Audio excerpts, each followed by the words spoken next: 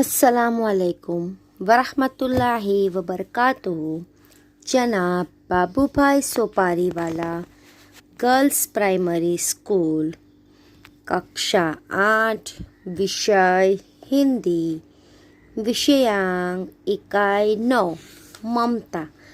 आज हम इकाई 9 ममता पाठ की समझूती देखेंगे।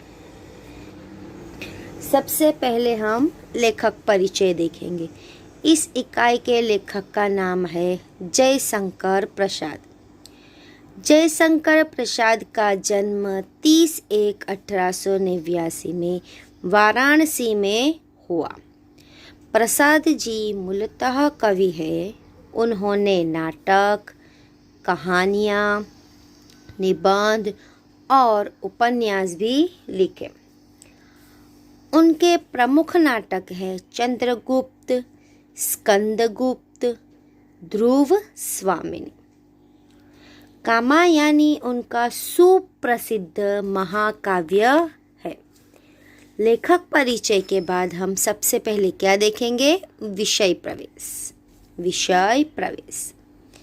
भारतीय संस्कृति में अतिथि को देवता के तुल्य माना गया है। अतिथि यानी मेहमान, तुल्य यानी समान, यानी अतिथि मेहमान को देवता के समान माना गया है। उसके धर्म और जाति पर ध्यान दिए बिना उसका स्वागत करने के लिए कहा गया है।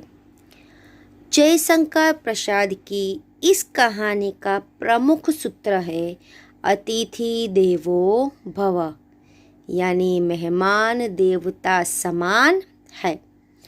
कहानी की मुख्य पात्र ममता इसी भावना का अनुसरण करती है।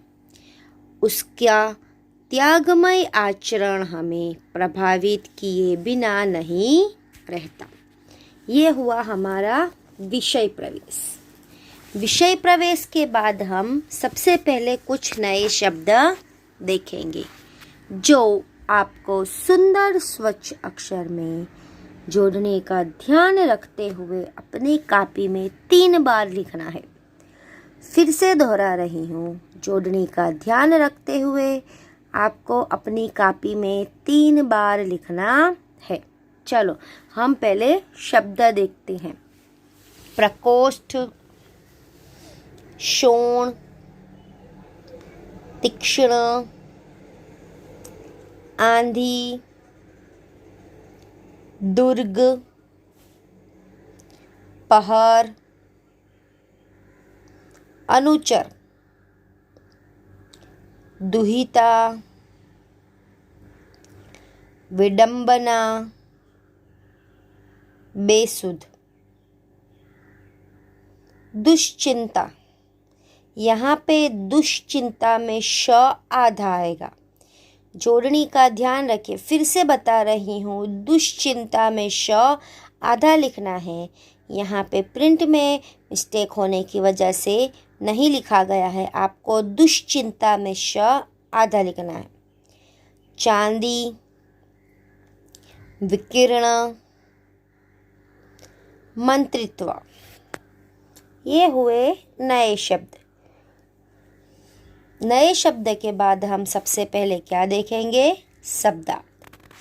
शब्दार्थ में भी आपको यह शब्दार्थ सुंदर स्वच्छ अक्षर में जोड़ने का ध्यान रखते हुए अपनी कॉपी में 3 बार लिखना है। कितनी बार लिखना है?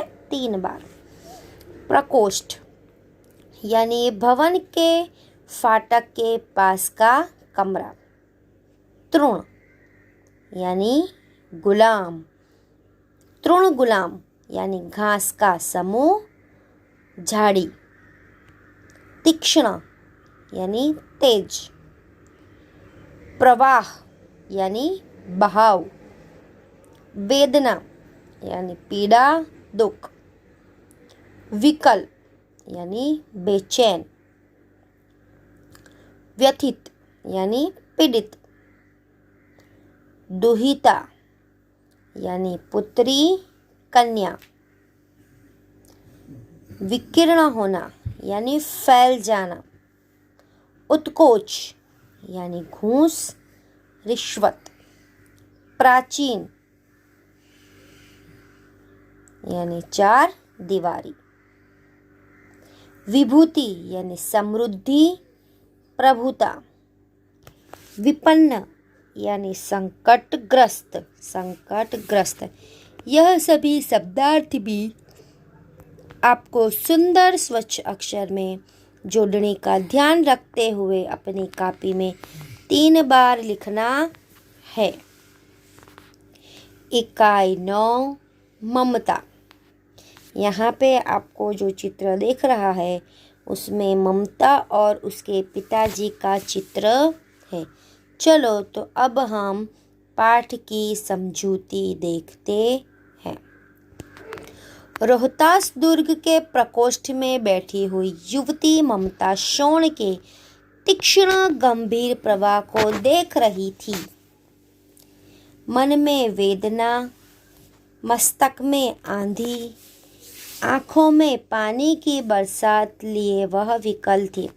यानी रोहतास दुर्ग के एक कमरे में एक कक्ष में बैठी हुई युवती ममता शोण के तीक्ष्ण यानी गंभीर प्रवाह को देख रही थी। यानी शोण के पानी के बहाव को, तीक्ष्ण प्रवाह को देख रही थी। मन में वेदना यानी मन में दुख लिए हुए, मस्तक में आंधी यानी उसके दिलो दिमाग पर आंधी मची हुई थी। आँखों में पानी की बरसात लिए यानी कि रो रही थी, रोते हुए आँखों में पानी की विकल यानी धारा थी। वह रोहतास दुर्ग के मंत्री चूड़ामणि की एकमात्र दुहिता थी। दुहिता यानी पुत्री। वह रोहतास दुर्ग के मंत्री चूड़ामणि की एकमात्र पुत्री थी। उसके लिए कोई अभाव होना असंभव था। यानी कि कोई चीज़ का अभाव होना, कोई चीज़ न होना उसके लिए असंभव था। परंतु वह विधवा थी। विधवा यानी जिसका पति मर चुका है वह स्त्री। उसकी विडंबना का अंत कहाँ था? यानी उसका पति नहीं था। उसका सबसे बड़ा दुख यही था जिसका कोई अंत नहीं था। चूड़ामणि ने चुपचाप उस प्रकोष्ठ में प्रवेश किया। यानी पिता चूड़ामणि आवाज किए बिना चुपचाप अपनी पुत्री के कक्ष में, कमरे में प्रवेश किया। शोण के प्रवाह और उसके कलनाद में ममता अपना जीवन मिलाने में बेसुध थी। यानी पानी के आवाज़, कलनाद और शोर में उसका ध्यान एकदम मग्न था। अपने आप को वह उसमें ढूंढ रही थी। पिता का आना जान न सकी। यानी पिता उसके कमरे में, कक्ष में आए, वह भी उसे पता नहीं चला। चूड़ामणि व्यथित हो उठे। यानी चूड़ामणि को इस चीज़ का बहुत दुख हुआ कि कमरे में पिता आके खड़े हैं पर पुत्री को इतना भी सुध नहीं है, उसको वह भी पता नहीं चला। स्नेह पालिता पुत्री के लिए क्या करे? यानी उन्हें इतना दुख हुआ कि अपनी प्यारी पुत्री के लिए वह ऐसा तो क्या करे, यह स्थिर न कर सकते थे। यानी वह समझ नहीं पा रहे थे कि अपनी पुत्री को दुख से उभारने के लिए वह ऐसा तो क्या करे। लौटकर बाहर चले गए। यानी अपने दुख में वो लौटकर वहाँ से, यानी कि ममता के कमरे से बाहर चले गए। ऐसा प्रायः होता, यानी हमेशा, कितनी बार ऐसा होता था। परंतु आज मंत्री के मन में बड़ी दुश्चिंता थी। पर आज चूड़ामणि को कुछ ज़्यादा ही चिंता और फिक्र सता रही थी। पैर सीधे न पड़ते थे। यानी वापस से वह अंदर जाने के लिए हिम्मत नहीं कर पा रहे थे। एक पहर बीत जाने पे फिर ममता के पास गए। यानी आधा दिन निकलने के बाद, एक पहर बीत जाने के बाद मंत्री चूड़ामणि फिर से अपनी पुत्री के पास गए। उस समय पीछे 10 सेवक चांदी के बड़े थालों में कुछ लिए खड़े थे। इस बार मंत्री अपने साथ 10 सेवकों को लेके आए थे। उन सभी के हाथ में बड़े बड़े चांदी के थाल थे जिसमें कुछ चीजें थी। कितने ही मनुष्य के पद शब्द सुन ममता ने घूमकर देखा। इस बार सिर्फ पिता नहीं, उनके साथ कई और लोग भी थे। उन सबके पैरों की आवाज़ सुनकर ममता ने पलटकर घूमकर देखा। मंत्री ने सब थालों को रखने का संकेत दिया, यानी सेवकों के हाथ में जो थाल थे वह उन्होंने नीचे रखने का उनको संकेत दिया, इशारा किया। अनुचर थाल रखकर चले गए, यानी सेवक वो सभी थाल वहाँ रखकर वहाँ से चले गए। ममता ने पूछा, यह क्या है पिताजी? तेरे लिए बेटी, उपहार है, कहकर चूड़ामणि ने आवरण उलट दिया। यानी ममता से ने पूछा कि पिताजी यह क्या है? तब पिताजी चूड़ामणि ने कहा कि बेटी ये सब तुम्हारे लिए उपहार है, तोहफे हैं। यह कहकर उस चांदी के थालों के ऊपर का आवरण यानी कि कपड़ा उलट दिया, वहाँ से हटा दिया। स्वर्ण का पीलापन उस सुनहरी संध्या में विकीर्ण होने लगा, यानी कि उस थालों में स्वर्ण यानी सोना था। वह सोना एकदम चमकने लगा। ममता चौंक उठी, इतना स्वर्ण यह कहाँ से आया? यानी ममता अपने पिताजी से कहती है कि इतना सब सोना कहाँ से आया? चुप रहो ममता, यह तुम्हारे लिए है। यानी पिताजी मंत्री चूड़ामणि कहते हैं कि चुप रहो बेटा, यह सब तुम्हारे लिए है। तो क्या आपने शत्रु का उत्कोच स्वीकार कर लिया? पिताजी यह अनर्थ है, अर्थ नहीं। यानी ममता कहती है कि इसका मतलब तो ये हुआ कि आपने शत्रु यानी दुश्मन से रिश्वत ली है। यह अनर्थ है, अर्थ नहीं, यानी कि ये गलत है, सही नहीं। लौटा दीजिए पिताजी, हम लोग ब्राह्मण हैं, इतना सोना लेकर क्या करेंगे? यानी ममता कहती है कि पिताजी ये सब वापस कर दीजिए, हम ब्राह्मण लोग हैं, हम इतना सब सोने का क्या करेंगे? इस पतनोन्मुख प्राचीन सामंत वंश का अंत समीप है बेटी। यानी मंत्री चूड़ामणि कहते हैं कि रोहतास दुर्ग के इस मंत्रित्व का अंत समीप है, यानी नज़दीक है, बहुत जल्द यह खत्म हो जाएगा। किसी भी दिन शेरशाह रोहतास दुर्ग पर अधिकार कर सकता है, उस दिन मंत्रित्व न रहेगा तब के लिए बेटी। यानी वह कहते हैं कि रोहतास दुर्ग पर शेरशाह कभी भी अपना अधिकार जमा सकता है। शेरशाह के अधिकार जमाने पर मेरे पास यह मंत्रित्व नहीं रहेगा, ये उस वक्त के लिए है। हे भगवान, विपद के लिए इतना आयोजन, यानी हे ईश्वर, विपद यानी मुश्किल वक्त के लिए इतनी सब तैयारी। परम पिता की इच्छा के विरुद्ध इतना साहस। परम पिता यानी ऊपर वाला ईश्वर, ईश्वर की मर्जी के खिलाफ इतना सब, उन खिलाफ इतना सब साहस, इतनी हिम्मत। पिताजी क्या भीख न मिलेगी? यानी है पिताजी, क्या कोई हमें भीख न देगा?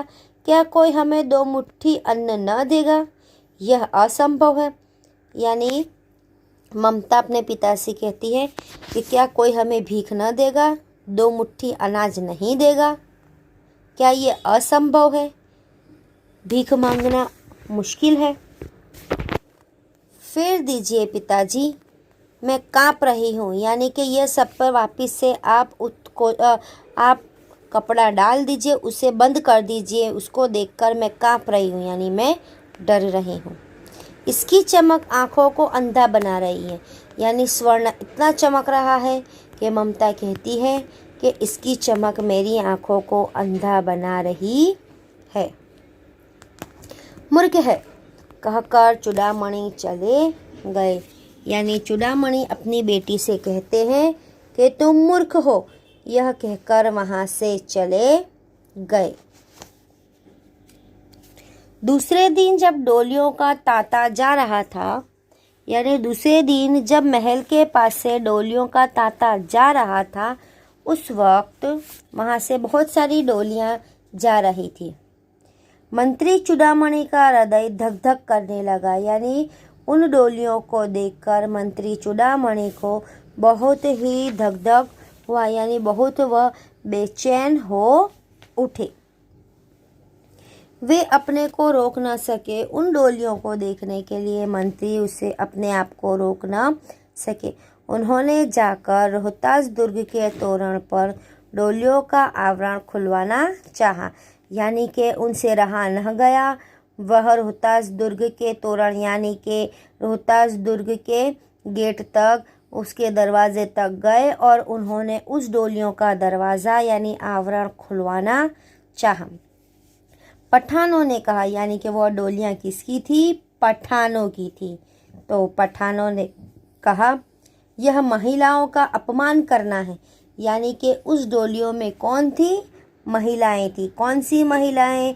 जिसकी शादी हुई थी। शादियों में जिस डोलियों में महिलाओं को यानी कि दुल्हनों को लेके जाते हैं वह डोलियाँ, शायद आपको वह पता होगा। आपको अब शायद समझ में आ गया होगा कि कौन सी डोलियाँ, यानी कि नई शादी हुई दुल्हनों की डोलियाँ जा रही थी। उन डोलियों को देखकर मंत्री चूड़ामणि को अपनी बेटी, अपनी पुत्री ममता की डोली की याद आई, इसलिए उनसे रहा नहीं गया और उन्होंने रोहतास दुर्ग के दरवाजे पर जाकर उन डोलियों को रोका और उनका आवरण यानी कि उन डोलियों को खुलवाना चाहा, उसमें बैठी दुल्हनों को देखना चाहा। वह डोलियाँ किसकी थी? पठानों की। तो पठानों ने क्या जवाब दिया? नहीं, यह महिलाओं का अपमान है, हम ये दुल्हनों की डोलियाँ खोलने नहीं देंगे। बात बढ़ गई, तलवारें खींची, मंत्री वहीं मारे गए। इस बात सिर्फ डोलियाँ खोलने के कारण वहाँ पे बात इतनी बढ़ गई कि तलवारें खींची गई और उस लड़ाई में उस तलवारों के बीच मंत्री चूड़ामणि मारे गए। राजा रानी और कोष सब छली शेरशाह के हाथ पड़े और वहाँ पे जंग छिड़ने की वजह से शेरशाह ने भी आक्रमण कर दिया और राजा रानी भी इसी छली और कोष की वजह से वह भी वहाँ पे मारे गए। निकल गई ममता। ममता ने यह सब देखा तो वो वहाँ से पीछे से निकल गई। डोली में भरे हुए पठान सैनिक दुर्ग भर में फैल गए, परंतु ममता न मिली। यानी पूरे रोहतास दुर्ग में चारों तरफ सभी सैनिक फैल गए, हर तरफ ढूंढने लगे, पर ममता किसी को मिली नहीं। काशी के उत्तर में स्थित धर्मचक्र विहार मौर्य और गुप्त सम्राटों की कीर्ति का खंडर था। यानी काशी के उत्तर में एक धर्मचक्र विहार मौर्य और गुप्त सम्राटों की कीर्ति यानी कि उनके काम का, उनकी नामनाओं का एक खंडर था। क्या था? खंडर। खंडर यानी जो इमारत खंडित हो चुकी है वैसा। खंडित शिखरों वाला भवन तृणगुल्मों के से ढके हुए यानी कि झाड़ियों से ढका हुआ, प्राचीन और ईंटों के ढेर में बिखरी हुई भारतीय शिल्प की विभूति यानी भारतीय शिल्प की याद दिलाता हुआ, ग्रीष्म की चंद्रिका में स्वयं को शीतल कर रही थी। यानी हम टुक में कहें तो एक जूना पुराना खंडर जो झाड़ियों से ढका हुआ, मिट्टी और ईंटों के ढेर में दबा हुआ एक था, जहाँ पे एक छोटा सा खंडर जैसा बन गया था, जहाँ गौतम का उपदेश ग्रहण करने के लिए पंचवर्षीय भिक्षु यानी 5 भिक्षु पहले मिले थे। जहाँ जिस खंडर में पंचवर्षीय यानी कि 5 भिक्षु मिले थे, उसी स्तूप में भग्नावेश की मलिन छाया में, मलिन यानी मिट्टी में धूल वाली छाया में, एक झोपड़ी में दीपालोक में एक स्त्री पाठ कर रही थी। दीपालोक यानी हल्के से दीपक के प्रकाश में एक स्त्री पाठ कर रही थी। अन्याश्यवन्तयन्तो माये जनाः पर्युपासते, यानी वह संस्कृत का एक स्त्री पाठ कर रही थी। आज हम यहीं तक देखते हैं। अगली बार आगे का देखेंगे। आपको इस इकाई के जो नए शब्द और शब्दार्थ दिखाए गए हैं उसको आपको सुंदर स्वच्छ अक्षर में जोड़ने का ध्यान रखते हुए अपनी कॉपी में 3 बार लिखना है। धन्यवाद।